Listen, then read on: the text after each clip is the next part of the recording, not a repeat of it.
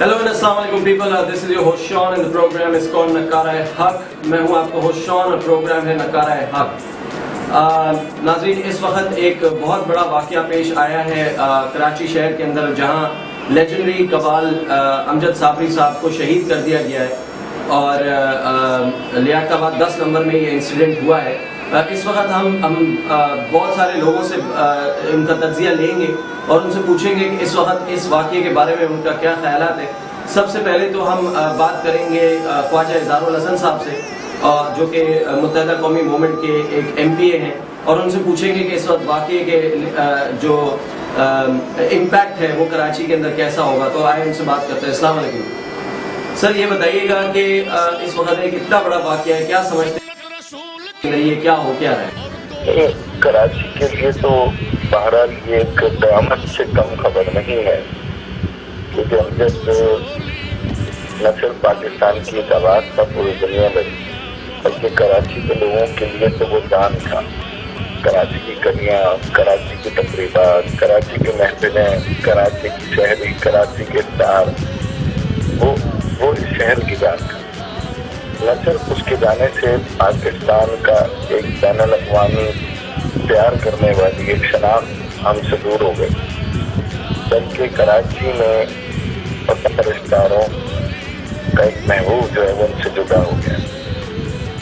बहुत बहुत शुक्रिया ख्वाजा इज़हारुल हसन साहब कि आपने हमें वक्त दिया ऐसे मौके पर और ये बात की. इस वक्त हमारे पास लाइन पर रशीद गुडेल साहब मौजूद हैं और हम उनसे भी पूछेंगे कि चूँकि उनकी कल रात ही अमजद साबरी साहब से एक डिस्कशन हुई, तो उनसे पूछेंगे कि इस वक्त उनका क्या एक रिएक्शन है इस इंसिडेंट पर. अस्सलाम वालेकुम जी. रशीद गुडेल साहब, ये बताइएगा कि इस वक्त एक इतना बड़ा वाक़या हुआ है, आपकी कल से गुफ्तगू हुई, तो क्या समझते हैं कि ये किस नौयत का वाक़या हुआ है और कितना बड़ा लेजेंड हमने खोया है?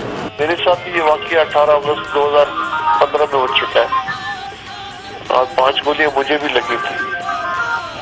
अब ये इतना प्यारा इंसान कल रात को ही दुआ कर रहा था सुबह टीवी में, इसकी दुआ सुन के मैं रो पड़ा था. लिटरली मैं रो पड़ा था. मैं 10 मिनट तक रो रहा था. फिर मैंने उसको मैसेज किया अमजद को, यार मेरे लिए दुआ करा देना. जिस नाविद में बैठा हुआ बैठे सना कुमार बैठे, ये खुद भी रो रहा था पढ़ते हुए.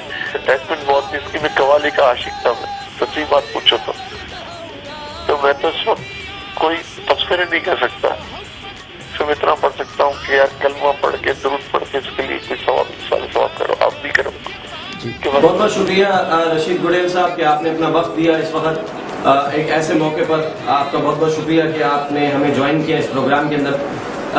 नाजरीन, इस वक्त एक और रहनुमा हमारे साथ लाइन पर है, पाक सर ज़मीन के इफ्तिखार आलम साहब. अस्सलाम वालेकुम सर, क्या समझते हैं इस वक्त ये वाक़या है, आपके बहुत करीब दोस्त थे, क्या समझते हैं कि ये कितना बड़ा एक इम्पैक्ट है कराची शहर पे? मतलब एक तारीख रकम की हुई थी उन्होंने, निहायत ही नफीस इंसान थे और मेरी तो एक ऑनर की बात थी कि मेरे कॉन्स्टिट्यूंसी में जहाँ से मैं साबिक़ MPA था, POS 106 से लियाकताबाद 10 नंबर से, वहीं पे इनकी रिहाइश भी थी.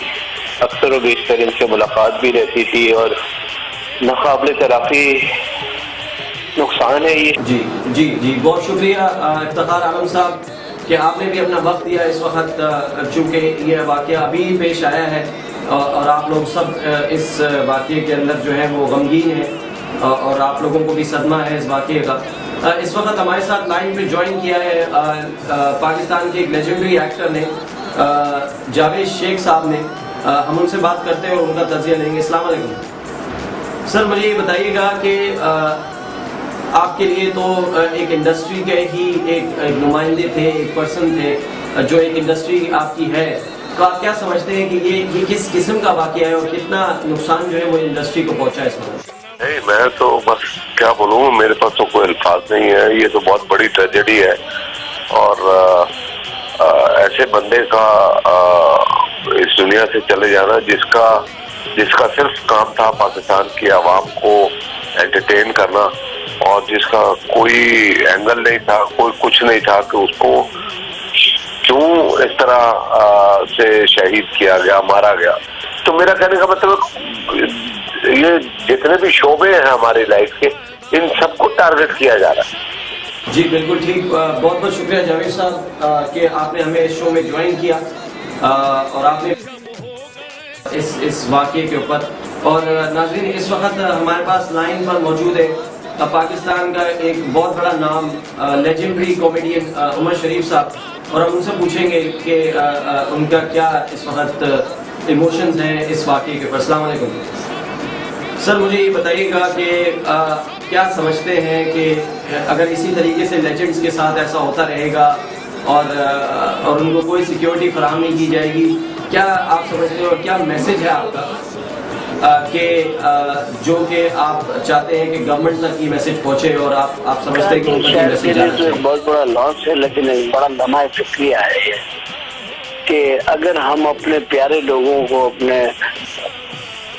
कौम की खिदमत करने वाले, दीन की खिदमत करने वाले, अपने फन की खिदमत के जरिए पाकिस्तान में लोगों में एक मोहब्बत कायम करने वाले लोगों को दुनिया से इस तरह रुखसत करेंगे खून में नहला के, तो मेरा ख्याल है ये मुनासिब नहीं है, इंतहाई दर्दनाक बात है और इसके ऊपर हुकूमत को एक्शन लेना चाहिए। और एक दरख्वास्त हुकूमत के वक्त से मैं ये करूँगा कि वो अमजद के बच्चों का ख्याल करें। शुक्रिया उमर शरीफ साहब कि आपने भी अपना वक्त दिया और इस वाक़े के ऊपर आपने अपना इजहार किया। नाज़रीन, इस वक्त एक ऐसा वाक़या हो चुका है कि जहां हमारे एक बहुत बड़े इंटरनेशनल रिकग्नाइज्ड कबाल शहीद कर दिया गया है और सिक्योरिटी की सूरत हाल जो है वो पिछले एक हफ्ते के अंदर बहुत ज़्यादा चेंज हुई है। बहुत ज़्यादा वारदातें होने लगी हैं, बहुत ज़्यादा रॉबरीज होने लगी हैं, स्ट्रीट क्राइम जो है वो उरूज पर है, टारगेट किलर जो है वो इस वक्त लोगों को टारगेट कर रहे हैं, कुछ लोग टारगेट कर रहे हैं, कुछ लोग जो है वो अबडक्शन में है और किडनैपिंग में है। जैसे कि आपको पता है कि chief justice Sindh high court जो है उनके बेटे को अबडक्ट किया गया है और अभी तक कोई सुराग नहीं मिला है। तो इस वक्त एक ऐसी सिचुएशन है जिस पे हम सिर्फ सोच ही सकते हैं कोई अमल करना ऐसे बाबरकत महीने के अंदर। मुझे तो नहीं आइडिया है कि इस वक्त क्या किया जा सकता है, बट अपना ख्याल कीजिए और अपने साथियों का ख्याल कीजिए, अपने आसपास के लोगों का ख्याल कीजिए और कोशिश कीजिए कि थोड़ा सा सिक्योर रहे जब आप बाहर घूमें फिरें।